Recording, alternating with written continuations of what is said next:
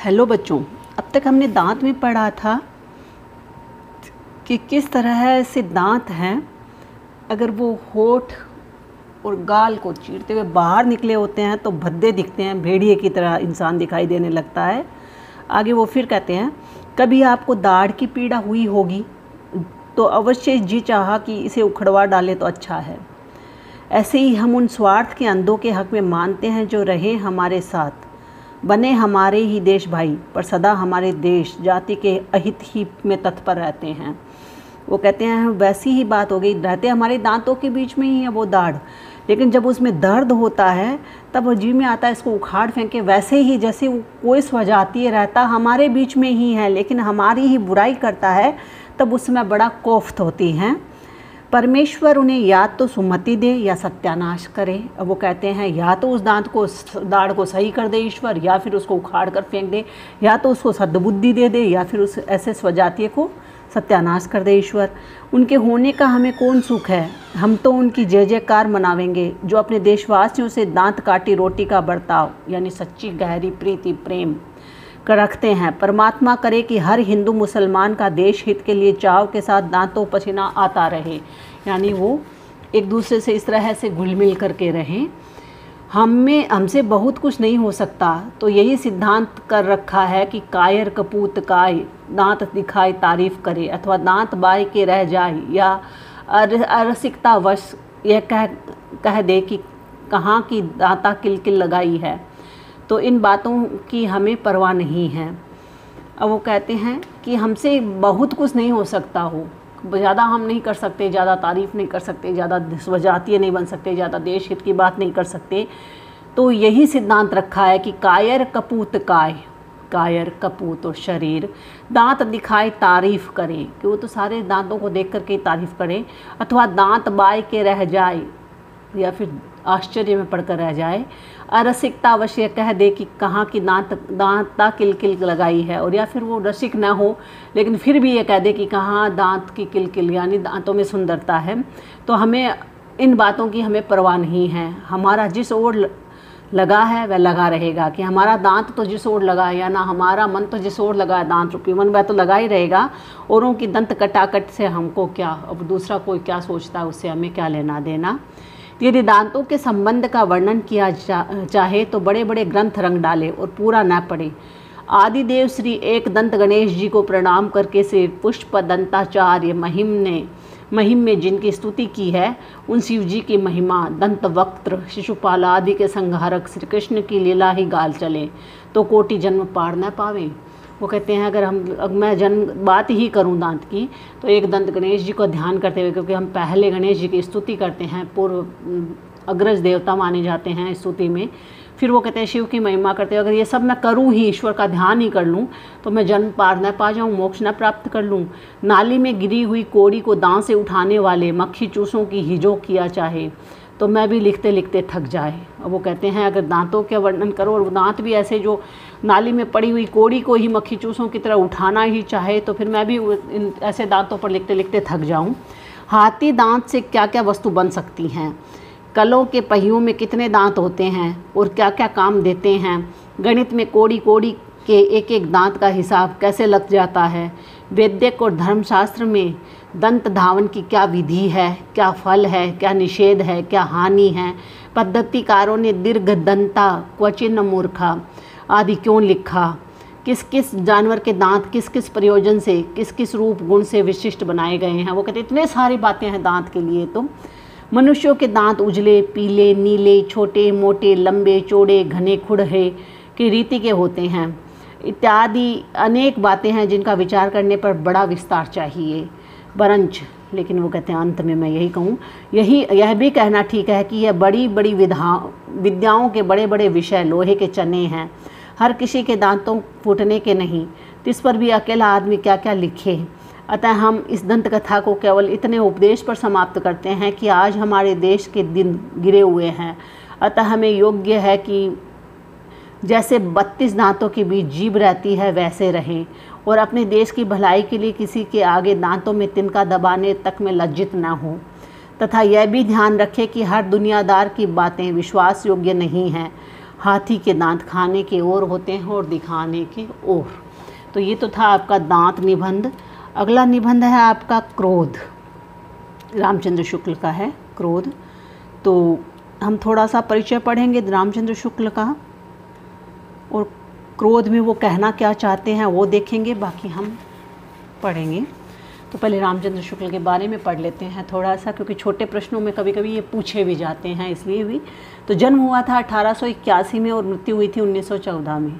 हिंदी आलोचना, साहित्य, इतिहास, साहित्य और इतिहास, निबंध आदि को प्रौढ़ भूमि प्रदान करने वाले प्रथम आचार्य रामचंद्र शुक्ल का जन्म हुआ था 1821 में और मृत्यु हुई थी 1914 में।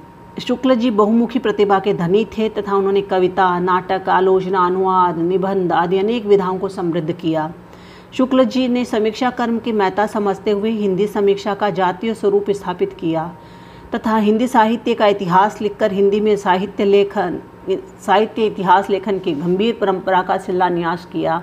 उन्होंने अनेक ग्रंथों का संपादन तथा अनुवाद किया। ये भी बता दूं बच्चों कि हम जितने भी हिंदी साहित्य के इतिहास पढ़ लें, भले ही प्राचीन से लेकर अर्वाचीन तक, लेकिन एक जगह आकर के सारे ही आलोचक हैं वो रामचंद्र शुक्ल का जो हिंदी साहित्य का इतिहास है उसको ऑथेंटिक मानकर वहीं शांत हो जाते हैं, चुप हो जाते हैं, अपनी वाणी को मौन कर लेते हैं। तो उनके समीक्षात्मक निबंधों में शास्त्रीय तथा वैज्ञानिक शैली होती है। वे अपने मौलिक मत का प्रतिपादन करने के लिए पर्याप्त उदाहरण देते हैं और उनका विवेचन करते हैं। वे विरोधी मत का खंडन तथा अपने मत का मंडन पर्याप्त विवेचन के बाद करते हैं। ऐसे ही नहीं, हवा में नहीं उछालते, बड़े ही तर्क के साथ अपनी बात रखते हैं और दूसरे अगर कोई बात उनको नहीं सुहारी तो उसको तर्क के साथ ही खंडित करते हैं। भाषा में गंभीरता तथा हास्य व्यंग्य का पुट भी विद्यमान है। उनकी भाषा संयत और घड़ी हुई होती है। उनका गद्य इतना पुष्ट है कि उसमें से एक शब्द या वाक्य को निकाल पाना संभव ही नहीं है। वे अपने विचार को पहले सूत्र रूप में प्रस्तुत करते हैं, फिर उसकी अपेक्षित व्याख्या करते हैं। भाषा की प्रौढ़ता, विचारों की क्रमबद्ध प्रस्तुति, विषयानुरूप उद्धरणों का समावेश तथा गंभीरता के साथ विषय प्रतिपादन उनके निबंधों की प्रमुख विशेषताएं हैं। अंडरलाइन कर लेना इस बात को, छोटे प्रश्नों में पूछी भी जा सकती है। आलोचक के रूप में आचार्य रामचंद्र शुक्ल हिंदी साहित्य के इतिहासकार, जायसी के प्रतिष्ठापक, घनानंद के वाहक, तुलसी के व्याख्याता, शास्त्रवाद और लोक मंगलवाद के प्रतिपादक, प्रभाववाद, अभिव्यंजनावाद, कलावाद के प्रत्याख्यान के रूप में स्थापित हैं। सैद्धांतिक रूप से वे शास्त्रवादी, लोक मंगलवादी तथा रसवादी आचार्य हैं। उनका लोक मंगलवाद शक्तिशील और सौंदर्य का समन्वय करता है। वे साधारणीकरण के समर्थक हैं। निबंधकार, ये तो आलोचक के रूप में था। अब निबंधकार आचार्य रामचंद्र शुक्ल निसंदेह एवं निर्विवाद रूप से आलोचक रामचंद्र शुक्ल से महानतर है। आलोचना से ज़्यादा उनके निबंध पूजनीय हैं। यद्यपि साहित्यालोचन में आचार्य श्याम सुंदर दास ने प्रताप नारायण मिश्र को हिंदी का माउंटेन एवं हिंदी का लैम्ब बताते हुए बालकृष्ण भट्ट, महावीर प्रसाद द्विवेदी एवं रामचंद्र शुक्ल से सफलतर एवं श्रेष्ठतर निबंधकार माना है तथा इसमें संदेह नहीं कि भों, दांत, बुढ़ापा, आप, चैट है, अभी हमने पढ़ा था प्रताप नारायण मिश्र का दांत, जैसे विषयों का प्रातिभ निबंध लिखना साधारणीकरण और व्यक्ति वैचित्र्यवाद, काव्य में रहस्यवाद, काव्य में अभिव्यंजनावाद, काव्य में प्राकृतिक दृश्य विश्लेषण है। तथापि शुक्ल जी को प्राय सभी हिंदी का सर्वश्रेष्ठ निबंधकार मानते हैं। डॉक्टर हजारी प्रसाद द्विवेदी ने ठीक ही उन्हें भारतीय साहित्य का अप्रतिम निबंधकार माना है। शुक्ल जी का एक उच्चतम श्रेणी के विश्व निबंधकार है। प्रखर आत्माभिव्यक्ति, अजेय प्रतिभा, अखंडन विश्वास एवं अगाध पांडित्य के कारण उनके चिंतामणि को विश्व के निबंध साहित्य की एक अमर मणि माना जा सकता है। चिंतामणि उनका निबंध का ग्रंथ है, भाग 1, 2 इस तरह से मिलता है चिंतामणि भी। बौद्धिकता एवं भावुकता में शुक्ल जी के निबंध बेजोड़ हैं। उनके निबंध प्राचीनता एवं नूतनता तथा सूत्र शैली, समाज शैली एवं व्याख्या शैली, व्यास शैली के समन्वय के कारण एक विलक्षण एवं पूर्ण प्रभाव की सृष्टि करने में सक्षम हैं। उनके व्यंग्य चुभते हुए हैं। उनकी भाषा कहीं कहीं क्लिष्ट होते हुए भी अतीव शक्तिमयी एवं प्रभावी हैं। उनके निबंध 3 प्रकार के हैं। 3 प्रकार के निबंधों की कोटि उनकी दी गई है, बांटा गया है। नंबर 1 भावपरक निबंध। इनमें रसों के स्थायी भावों पर विशद, गंभीर एवं मौलिक विवेचन विश्लेषण प्राप्त होता है। उत्साह, श्रद्धा, भक्ति, करुणा, लोभ और प्रीति, घृणा, भय, क्रोध इत्यादि इसी प्रकार के निबंध है। जो तुम्हारे कोर्स में क्रोध निबंध है वो उनका भावपरक निबंध है। सैद्धांतिक निबंध नंबर 2 में आता है। इनमें भावबोध, रसबोध, काव्य के स्वरूप, काव्य में लोकमंगल, साधारणीकरण, व्यक्ति वैचित्र्यवाद, काव्य में प्रकृति चित्रण, अभिव्यंजनावाद, रहस्यवाद जैसे गंभीर विषयों पर उच्चतम स्तर का वैचारिक ऊहापोह किया गया है। व्यक्ति के स्पर्श से ऊर्जस्वित स्थापनाएं की गई हैं। भाव या मनोविकार, कविता क्या है, रसात्मक बोध के विविध रूप, काव्य में प्राकृतिक दृश्य, काव्य में अभिव्यंजनावाद, काव्य में रहस्यवाद इत्यादि इसी प्रकार के निबंध हैं। नंबर 3 व्यक्तिपरक निबंध।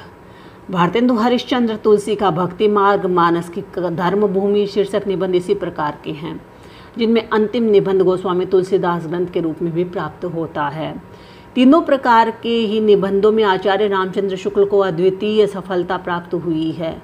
लोभ और प्रीति, विषय विवेचन, विषय विश्लेषण एवं विषय संश्लेषण की दृष्टि से तो महान निबंध है ही, आत्माभिव्यक्ति, आत्म प्रतिष्ठान एवं हास्य व्यंग्य की दृष्टि से भी अद्वितीय है।